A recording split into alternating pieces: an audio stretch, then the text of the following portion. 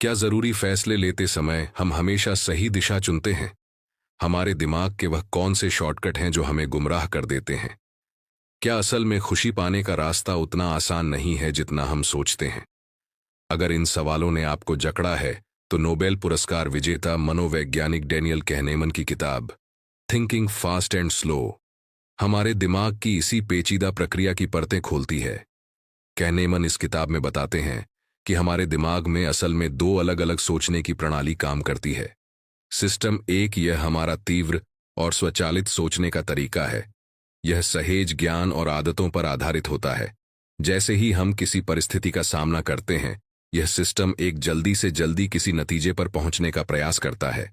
उदाहरण के तौर पर शाम को अचानक बारिश होने पर आप बिना सोचे समझे छाता लेने का फैसला कर लेते हैं। सिस्टम दो, यह हमारा धीमा और सोच समझकर चलने वाला सोचने का तरीका है। यह तर्क और विश्लेषण पर आधारित होता है। जटिल परिस्थितियों या महत्वपूर्ण फैसलों में सिस्टम दो सक्रिय होता है। उदाहरण के लिए, आप नया घर खरीदने का फैसला करते हैं तो विभिन्न विकल्पों पर गौर करेंगे, उनके फायदे नुकसान का तुलनात्मक विश्लेषण करेंगे। यह सब सिस्टम दो का काम है। कहनेमन बताते हैं कि दिलचस्प बात यह है कि ज्यादातर वक्त हमारा सिस्टम एक ही काम कर रहा होता है। यह तेज और कम मेहनत वाला रास्ता है, लेकिन यही वजह है कि हम कई बार गलतियां भी कर बैठते हैं। कहनेमन इस किताब में इन दो सोचने के तरीकों के बारे में विस्तार से बताते हैं। साथ ही यह भी कि हमारी सोच में कैसे गलतफहमियां और पूर्वाग्रह घुसे होते हैं और वे हमारे निर्णय लेने को किस तरह से प्रभावित करते हैं। अगर आप इस बारे में बेहतर समझ हासिल करना चाहते हैं कि आप कैसे सोचते हैं और कैसे ज्यादा जागरूक और बेहतर निर्णय लेने वाले बन सकते हैं, तो थिंकिंग फास्ट एंड स्लो किताब आपके लिए जरूरी है। हमारे दिमाग में एक दिलचस्प खेल चल रहा है। दो किरदार के बीच एक फिल्म जैसी कहानी जिसमें बहुत सारे उतार चढ़ाव, ड्रामा और विरोधाभास हैं। दो किरदारों में सिस्टम एक शामिल है, सहेज, स्वचालित और भावनात्मक, और सिस्टम दो, परिपक्व, धीमा और गणना करने वाला। जब उनका सामना होता है तो उनकी बातचीत यह निर्धारित करती है कि हम कैसे सोचते हैं, निर्णय लेते हैं और कार्य करते हैं। सिस्टम एक मस्तिष्क का वह हिस्सा है जो सहज रूप से और अचानक काम करता है, अक्सर बिना किसी सचेत नियंत्रण के। जब आप बहुत तेज और अचानक आवाज सुनते हैं तो आप इस सिस्टम को क्रियाशील रूप में अनुभव कर सकते हैं। आप क्या करेंगे? आप तुरंत और स्वचालित रूप से अपना ध्यान उस पर केंद्रित कर सकते हैं। यह सिस्टम एक है। यह प्रणाली लाखों वर्षों के विकास की विरासत है।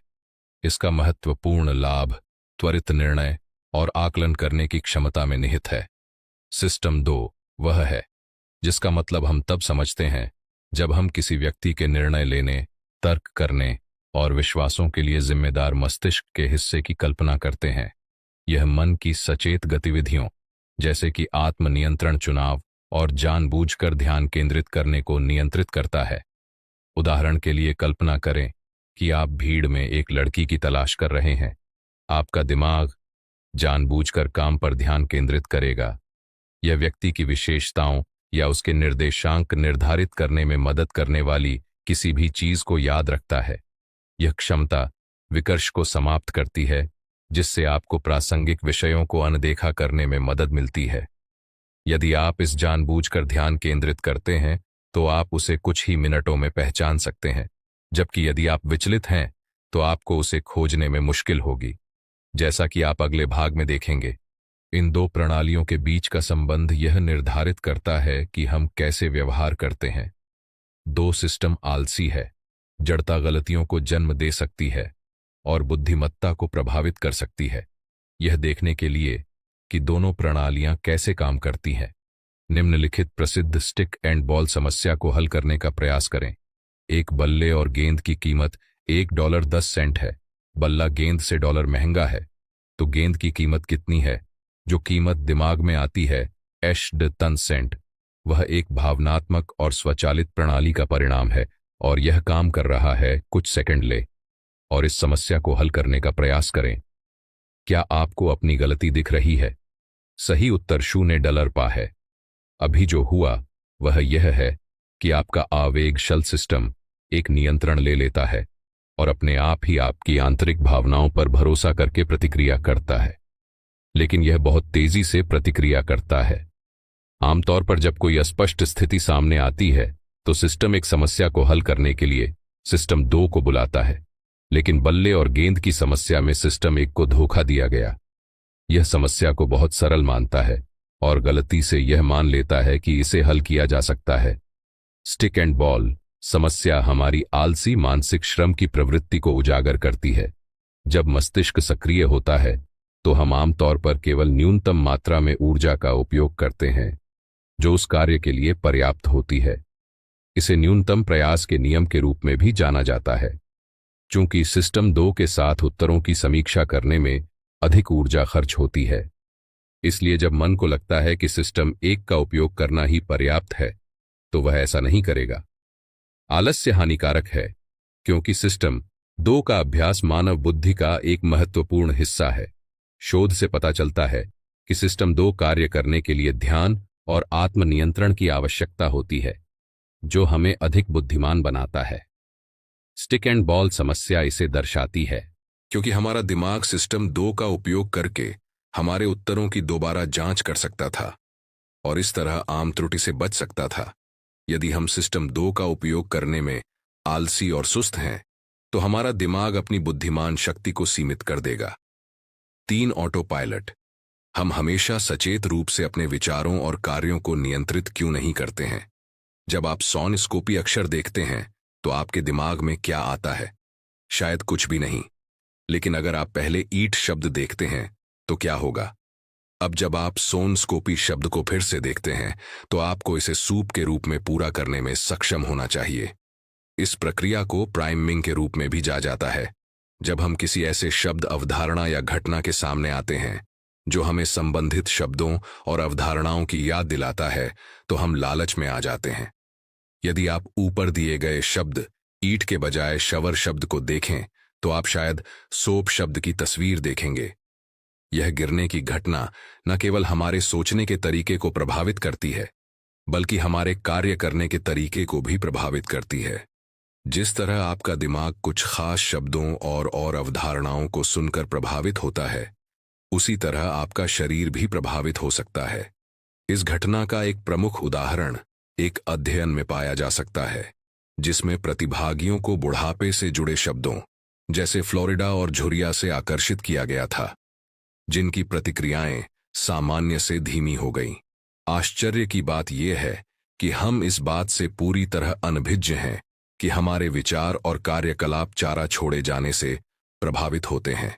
इसलिए प्रलोभन से पता चलता है कि आम धारणा के विपरीत हम हमेशा सचेत रूप से अपने कार्यों, निर्णयों और विकल्पों को नियंत्रित नहीं कर सकते। इसके बजाय हम हमेशा कुछ सामाजिक और सांस्कृतिक परिस्थितियों से निर्देशित होते हैं। उदाहरण के लिए कैथलीन वेहस द्वारा किए गए शोध से यह साबित होता है कि सिर्फ पैसे के बारे में सोचने से लोग ज्यादा व्यक्तिगत रूप से जीते हैं जो लोग पैसे की अवधारणा के शिकार होते हैं। उदाहरण के लिए पैसे की तस्वीरें देखकर वे स्वतंत्र रूप से कार्य करते हैं और दूसरों से जुड़ने, उन पर निर्भर रहने या उनसे अनुरोध स्वीकार करने के लिए कम इच्छुक होते हैं। वोहस के शोध से एक निहितार्थ यह है कि मौद्रिक उत्तेजना हों से भरे समाज में रहने से लोग ज्यादा स्वार्थी हो सकते हैं। अन्य सामाजिक कारकों की तरह प्रलोभन व्यक्ति के विचारों और उसके परिणाम स्वरूप उसके विकल्पों, निर्णयों और व्यवहारों को प्रभावित कर सकता है और वे संस्कृति में प्रतिबिंबित होते हैं तथा उस सामाजिक पैटर्न को प्रभावित करते हैं जिसमें हम रहते हैं। 4 त्वरित मन कितनी शीघ्रता से निर्णय लेता है, तब भी जब उसके पास तर्कसंगत निर्णय लेने के लिए पर्याप्त जानकारी नहीं होती।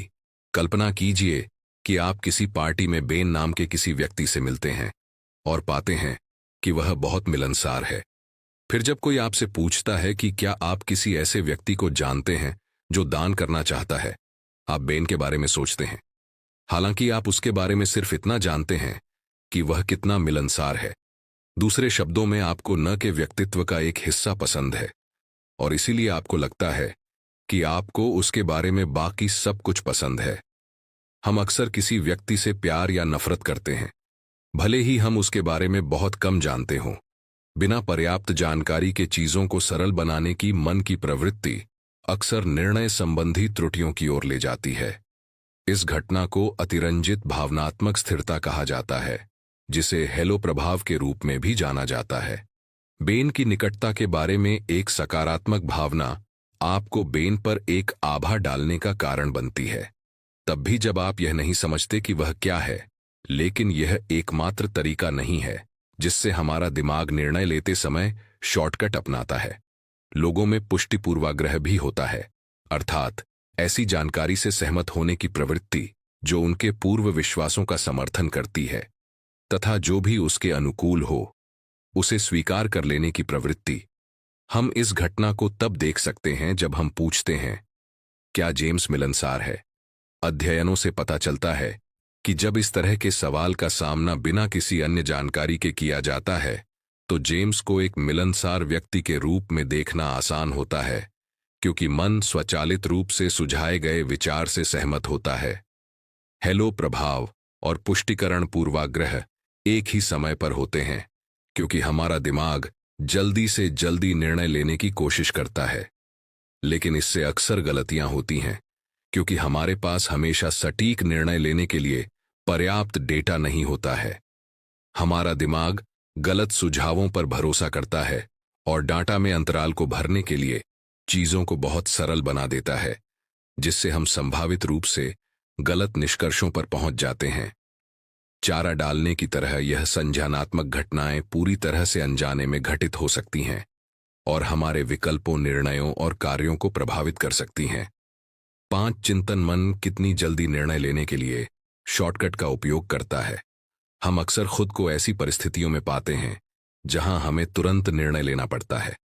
ऐसा करने के लिए हमारे दिमाग ने हमारे आसपास की चीजों को तुरंत समझने में मदद करने के लिए छोटे छोटे शॉर्टकट विकसित किए हैं। इन्हें ह्यूरिस्टिक कहा जाता है।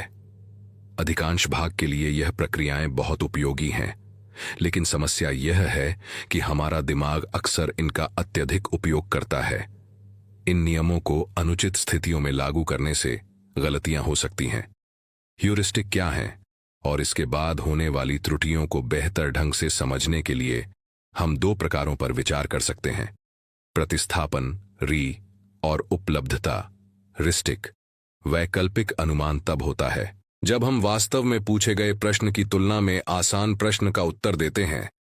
उदाहरण के लिए, यह प्रश्न पूछे, एक महिला शेरिफ के लिए चुनाव लड़ रही है, वह उस मंत्रालय में कितनी सफल होगी? हम स्वचालित रूप से उस प्रश्न को बदल देते हैं जिसका हमें उत्तर देना चाहिए था, जैसे क्या वह किसी ऐसे व्यक्ति की तरह दिखती है जो एक अच्छी शेरिफ बन सकती है। इस प्रयोग का मतलब है कि उम्मीदवार की प्रोफाइल और नीतियों पर शोध करने के बजाय हम बस खुद से एक बहुत आसान सवाल पूछ रहे हैं कि क्या यह महिला उम्मीदवार की हमारी मानसिक छवि के अनुरूप है, अच्छी शेरिफ है या नहीं। दुर्भाग्यवश यदि वह उस मानसिक छवि में फिट नहीं बैठती तो हम उसे बाहर निकाल देंगे, भले ही उसके पास अपराध से लड़ने का वर्षों का अनुभव है जो उसे एक अच्छा उम्मीदवार बनाता है। इसके बाद बिल्ट इन ह्यूरिस्टिक आता है, जो तब होता है जब आपको लगता है कि कुछ होने की संभावना अधिक है, क्योंकि आप इसके बारे में अधिक बार सुनते हैं या इसे याद रखना आसान पाते हैं। उदाहरण के लिए, स्ट्रोक से यातायात दुर्घटनाओं की तुलना में अधिक मौतें होती हैं, लेकिन एक अध्ययन में पाया गया कि 80 पर उत्तरदाताओं का मानना था कि यातायात दुर्घटनाओं से अधिक लोग मरते हैं। ऐसा इसलिए है क्योंकि हम मीडिया में इन मौतों के बारे में अधिक सुनते हैं और क्योंकि वे एक गहरी छाप छोड़ते हैं। हम स्ट्रोक की तुलना में एक भयानक दुर्घटना से हुई मौतों को अधिक आसानी से याद रखते हैं और इसलिए हम इन खतरों के प्रति अनुपयुक्त प्रतिक्रिया करने की अधिक संभावना रखते हैं। 6 संख्याओं से घृणा। क्यों हम आंकड़ों को समझने में कठिनाई महसूस करते हैं और क्यों हम इनके कारण टालने योग्य गलतियां करते हैं? आप कैसे भविष्यवाणी कर सकते हैं कि ऐसा होगा या नहीं? एक प्रभावी तरीका आधार दर को याद रखना है। यह सांख्यिकी में आधार दर को संदर्भित करता है, जिस पर अन्य सांख्यिकी निर्भर करती है।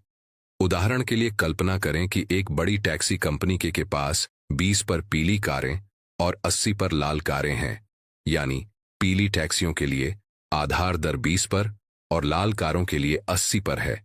यदि आप किसी कार को बुलाते हैं और उसका रंग अनुमान लगाना चाहते हैं तो आधार पैमाने को याद रखें और आप अपेक्षाकृत सटीक भविष्यवाणी करेंगे।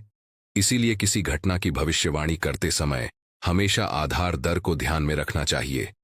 लेकिन दुर्भाग्य से ऐसा आमतौर पर नहीं होता है। वास्तव में आधार दर के बारे में भूल जाना बेहद आम बात है। हम अपने बेस रेट को भूल जाते हैं। इसका एक कारण यह है कि हम इस बात पर ध्यान केंद्रित करते हैं कि हम क्या उम्मीद करते हैं, बजाय इसके कि क्या होने की सबसे अधिक संभावना है। उदाहरण के लिए, ऊपर दी गई टैक्सियों की कल्पना करें। यदि आप 5 लाल कारों को गुजरते हुए देखते हैं तो आपको यह महसूस होने लगेगा कि अगली कार भी लाल होगी। लेकिन चाहे किसी भी रंग की कितनी भी कारें गुजर, अगली कार के लाल होने की संभावना अभी भी लगभग 80 पर है। और अगर हम बेस रेट को याद रखें तो हमें इसका एहसास होगा। लेकिन इसके बजाय हम अक्सर इस बात पर ध्यान केंद्रित करते हैं कि हम क्या देखने की उम्मीद करते हैं। एक पीली कार, और इसलिए गलतियां करना आसान है। डाटा से निपटने के दौरान मानवीय समस्याओं से जुड़ी एक आम गलती बेस रेट की अनदेखी करना है। हम अक्सर भूल जाते हैं कि सब कुछ औसत पर वापस आ जाएगा। इसका मतलब है कि यह स्वीकार करना कि सभी स्थितियों का एक माध्य होता है और माध्य से उतार चढ़ाव अंतः संतुलन में वापस आ जाएगा। उदाहरण के लिए, अगर एक फुटबॉल स्ट्राइकर जो औसतन हर महीने 5 गोल करता है, सितंबर में 10 गोल करता है तो उसका कोच खुश होगा। लेकिन अगर साल के बाकी दिनों में वह सिर्फ 1 महीने में 5 गोल करता है तो कोच उसकी आलोचना करेगा कि वह अपना फॉर्म बरकरार नहीं रख पा रही है। हालांकि वह आलोचना के लायक नहीं है, क्योंकि वह सिर्फ औसत पर वापस जा रही है। साथ भूतकाल की बुराइयां हम घटनाओं को अनुभव से नहीं बल्कि बाद में देखकर याद करते हैं। हमारा दिमाग अनुभवों को सीधी रेखा में रिकॉर्ड नहीं करता। हमारे पास 2 मशीनें हैं जो अलग अलग स्थितियों को रिकॉर्ड करती हैं। पहला अनुभव मेंकशो है, जो वर्तमान में आप कैसा महसूस कर रहे हैं इसे रिकॉर्ड करता है। ये पूछता है, मैं अभी कैसा महसूस कर रहा हूं। दूसरा फ्लैशबैक है, जो पूरी घटना को रिकॉर्ड करता है। यह पूछता है, मैं सामान्य रूप से कैसा महसूस कर रहा हूं। अनुभव करने वाला स्वयं जो कुछ हुआ उसका अधिक सटीक वर्णन है, क्योंकि उस क्षण हम कैसा महसूस करते हैं यह सबसे सटीक है। लेकिन फ्लैशबैक ऑन्टोलॉजी उतनी सटीक नहीं है, क्योंकि यह घटना के समाप्त होने के बाद केवल कुछ प्रमुख यादों को ही रिकॉर्ड करती है। स्मृति के अनुभव पर हावी होने के 2 कारण हैं। पहला कारण अवधि उपेक्षा कहलाता है, जहां हम किसी घटना के पूरे क्रम को भूलकर उसका एक छोटा सा हिस्सा याद रख पाते हैं। ऐसा पीक एंड नियम के कारण होता है, जहां हम अक्सर किसी घटना के अंत में क्या होता है इस पर ज्यादा जोर देते हैं। दृश्य अलोकनंद कोलोनोस्कोपी की यादें दर्ज की गई। एंडोस्कोपी से पहले लोगों को 2 समूहों में विभाजित किया गया था। एक समूह में बहुत लंबी कोलोनोस्कोपी की गई थी, जबकि दूसरे समूह में तेज एंडोस्कोपी की गई थी। लेकिन अंत में दर्द धीरे धीरे बढ़ता गया। आपको लगता होगा कि सबसे ज्यादा असहज मरीज वे थे जिनकी कोलोनोस्कोपी ज्यादा समय तक चली, क्योंकि उन्हें दर्द को ज्यादा समय तक सहना पड़ा। उस समय उन्हें बिल्कुल ऐसा ही महसूस हुआ। एंडोस्कोपी के दौरान जब दर्द के बारे में पूछा जाता है तो अनुभव वाला स्वयं सही उत्तर देगा। जिसे कोलोनोस्कोपी ज्यादा समय तक करानी होगी उसे ज्यादा बुरा महसूस होगा। हालांकि अंत में जब फ्लैशबैक वाला स्वयं हावी हो गया तो जिन लोगों ने ज्यादा दर्दनाक अंत के साथ जल्दी कोलोनोस्कोपी करवाई थी उन्हें सबसे बुरा लगा। यह सर्वेक्षण समय और चोटियों और गणितों के नियम की अनदेखी करने और हमारी गलत यादों के प्रभावों का एक स्पष्ट उदाहरण प्रदान करता है। 8. इच्छा शक्ति मन के फोकस को नियंत्रित करने से हमारे विचारों और व्यवहार पर नाटकीय प्रभाव पड़ सकता है। हमारा दिमाग काम के प्रकार के आधार पर ऊर्जा के विभिन्न स्तरों का उपयोग करता है। जब ध्यान देने की आवश्यकता नहीं होती है और थोड़ी ऊर्जा होती है तो हम संज्ञानात्मक सहजता की स्थिति में होते हैं। हालांकि जब ध्यान देने की आवश्यकता होती है तो मन अधिक ऊर्जा का उपयोग करता है और संज्ञानात्मक तनाव में चला जाता है। मस्तिष्क के ऊर्जा स्तरों में होने वाले यह परिवर्तन हमारे कार्य करने के तरीके पर नाटकीय प्रभाव डालते हैं। जब मन शांत होता है तो भावनात्मक सिस्टम एक मन पर हावी हो जाता है और तार्किक और ऊर्जा घन सिस्टम दो कमजोर हो जाता है। इसका मतलब है कि हम अधिक सहेज, रचनात्मक और निर्णय लेने में प्रसन्न होंगे, लेकिन हमसे गलतियां होने की संभावना भी अधिक होगी। जब हमारा मन तनावग्रस्त होता है तो हमारी जागरूकता बढ़ जाती है और सिस्टम दो नियंत्रण ले लेता है। सिस्टम एक की तुलना में हमारे निर्णयों की दोबारा जांच करता है। इसलिए भले ही हम कम रचनात्मक हों, हम कम गलतियां करेंगे। आप जानबूझकर मन द्वारा उपयोग की जाने वाली ऊर्जा की मात्रा को प्रभावित कर सकते हैं ताकि यह चुना जा सके कि प्रत्येक कार्य के लिए किस सिस्टम को मास्टर करना है। उदाहरण के लिए, यदि आप चाहते हैं कि आपका संदेश अधिक प्रेरक हो तो मन की शांत अवस्था में जाने का प्रयास करें। ऐसा करने का एक तरीका है बार बार दोहराई जाने वाली जानकारी के संपर्क में आना। अगर जानकारी हमें बार बार दी जाती है या याद रखना आसान होता है तो यह ज्यादा प्रेरक बन जाती है। ऐसा इसलिए है क्योंकि बार बार एक ही संदेश के संपर्क में आने पर मन अधिक सकारात्मक रूप से प्रतिक्रिया करने के लिए बदल गया है। जब हम कोई ऐसी चीज देखते हैं जो हमें अच्छी लगती है तो हम मन की एक शांत अवस्था में पहुंच जाते हैं। दूसरी ओर, तनावग्रस्त मन हमें संख्याओं से जुड़े कामों में सफल होने में मदद करेगा। हम इस अवस्था में तब पहुंच सकते हैं जब हमें ऐसी जानकारी मिलती है जो भ्रामक तरीके से प्रस्तुत की जाती है। उदाहरण के लिए, पढ़ने में मुश्किल फंट में तब मन को समस्या को समझने के लिए अधिक ध्यान देना होगा और ऊर्जा के स्तर को बढ़ाना होगा, और इसलिए हमारे हार मानने की संभावना कम होगी। 9 जोखिम उठाएं। संभावनाओं को कैसे प्रस्तुत किया जाता है, इसका प्रभाव इस बात पर पड़ता है कि हम जोखिम का आकलन कैसे करते हैं। हम जिस तरह से विचारों का मूल्यांकन करते हैं और समस्याओं का सामना करते हैं, वह इस बात पर बहुत हद तक निर्भर करता है कि उन्हें कैसे प्रस्तुत किया जाता है। सिर्फ एक छोटी सी जानकारी बदलने या किसी कथन या प्रश्न पर जोर देने से हमारी प्रतिक्रिया में नाटकीय रूप से बदलाव आ सकता है। इसका एक अच्छा उदाहरण हम जोखिम का आकलन करने के तरीके में पा सकते हैं। आप सोच सकते हैं कि एक बार जब हम किसी जोखिम की संभावना निर्धारित कर लेंगे तो हर कोई इसे एक ही तरीके से देखेगा। हालांकि ऐसा नहीं है। सावधानीपूर्वक गणना की गई संभावनाओं के साथ भी किसी संख्या के शब्दों को बदलने से हम जिस तरह से इसे देखते हैं वह बदल सकता है। उदाहरण के लिए, लोगों को किसी दुर्लभ घटना के घटित होने की संभावना सांख्यिकीय संभाव्यता के बजाय सापेक्ष आवृत्ति के संदर्भ में व्यक्त की गई संभावना से अधिक लगेगी। एक उदाहरण, जिसे मिस्टर एक्सपेरिमेंट जोनस के नाम से भी जाना जाता है, में मनोचिकित्सकों के 2 समूहों से इस बारे में सलाह ली गई कि क्या इस समय मिस्टर जोनस को मनोरोग अस्पताल से रिहा करना सुरक्षित है। एक समूह को बताया गया कि मिस्टर जोनस जैसे रोगियों में दूसरों पर हमला करने की 10 पर संभावना होती है, और दूसरे समूह को बताया गया कि मिस्टर जोनस जैसे 100 रोगियों में से 10 के हिंसा करने की संभावना होती है। परिणाम स्वरूप समूह 2 में समूह 1 की तुलना में लोगों को रिहा करने से इनकार करने वाले लोगों की संख्या 2 गुनी थी।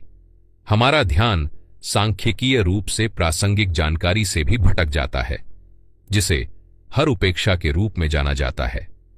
ऐसा तब होता है जब हम स्पष्ट मानसिक छवियों के पक्ष में स्पष्ट आंकड़ों को अनदेखा करते हैं जो हमारे निर्णयों को प्रभावित कर सकते हैं। उदाहरण के लिए, निम्नलिखित 2 वाक्य। यह दवा बच्चों को बीमारी 1 से बचाएगी, लेकिन इसमें 0.001 पर स्थायी विकृति है और इस दवा को लेने वाले 1 लाख बच्चों में से 1 स्थायी रूप से विकृत हो जाएगा। हालांकि दोनों वाक्यों का अर्थ एक ही है, लेकिन बाद वाला वाक्य एक विकृत बच्चे की छवि को दर्शाता है और इसका प्रभाव अधिक होता है। और यही कारण है कि यह हमें इस दवा को लेने से हिचकिचाहट नहीं। मनुष्य तर्क के आधार पर निर्णय क्यों नहीं लेते? व्यक्ति चुनाव कैसे करते हैं? प्रभावशाली अर्थशास्त्रियों के एक समूह ने लंबे समय से तर्क दिया है कि लोग तर्क संगत तर्क के आधार पर निर्णय लेते हैं। उनका तर्क है कि हर कोई उपयोगिता सिद्धांत के अनुसार चुनाव करता है, और जोर देते हुए कहते हैं कि जब व्यक्ति निर्णय लेते हैं तो वे केवल तर्क संगत डाटा को देखते हैं और सबसे बड़ी कुल उपयोगिता वाले विकल्प को चुनते हैं। उदाहरण के लिए, उपयोगिता सिद्धांत निम्नलिखित वाक्य बनाएगा। यदि आप कीवी की अपेक्षा संतरे पसंद करते हैं, तो आप कीवी मिलने की 10% संभावना की अपेक्षा संतरे मिलने की 10% संभावना को चुनेंगे। जाहिर है ना? इस क्षेत्र में अर्थशास्त्रियों का सबसे प्रभावशाली समूह शिकागो स्कूल ऑफ इकोनॉमिक्स में केंद्रित है और उनके सबसे प्रसिद्ध विद्वान मिल्टन फ्रीडमैन है। उपयोगिता सिद्धांत का उपयोग करते हुए शिकागो स्कूल ने माना कि बाजार में व्यक्ति सुपर तर्क संगत निर्णय निर्माता थे, जिसे अर्थशास्त्री रिचर्ड थैलर और वकील कैस सनस्टीन ने बाद में इकोस कहा। व्यापारी के साथ प्रत्येक व्यक्ति बिल्कुल वैसा ही व्यवहार करता है, अपनी तर्क संगत आवश्यकताओं के आधार पर वस्तुओं और सेवाओं का मूल्यांकन करता है। इसके अलावा आर्थिक लोग भी अपनी संपत्तियों का तर्क संगत रूप से मूल्यांकन करते हैं, केवल इससे मिलने वाले लाभ में रुचि रखते हैं। तो कल्पना कीजिए कि दो लोगों जॉन और जेनी दोनों की कुल संपत्ति $5 मिलियन है। उपयोगिता सिद्धांत के अनुसार चूंकि उनके पास समान राशि है, इसलिए वे समान रूप से खुश होंगे। लेकिन अगर हम मामले को थोड़ा और जटिल बना दें तो क्या होगा? मान लीजिए कि $5 मिलियन की किस्मत एक दिन के जुए का नतीजा है और दोनों की शुरुआत अलग अलग है। जॉन के पास शुरू में केवल $1 मिलियन है और अंत में उसे 5 गुना ज्यादा मिलता है, जबकि जेनी के पास $1 मिलियन है और उसे केवल $5 मिलियन का नुकसान होता है। क्या आपको अब भी लगता है कि जॉन और जेनी $5 मिलियन पाकर समान रूप से खुश हैं? जाहिर है, हम चीजों को महेजी से ज्यादा आंक हैं, जैसा कि हम अगले अनुभाग में देखेंगे, क्योंकि लोग उपयोगिता को उतने तर्क संगत रूप से नहीं देखते हैं जितना उपयोगिता सिद्धांत दावा करता है। हम अजीब और तर्कहीन निर्णय ले सकते हैं। 11 झूठी छवियां मनोविज्ञान दुनिया को समझाने के लिए एक पूर्ण चित्र बनाता है, लेकिन वे अक्सर अति आत्मविश्वास और झूठ को जन्म देते हैं।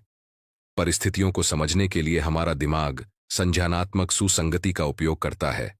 हम विचारों और अवधारणाओं को समझाने के लिए पूर्ण मानसिक छवियों का निर्माण करते हैं।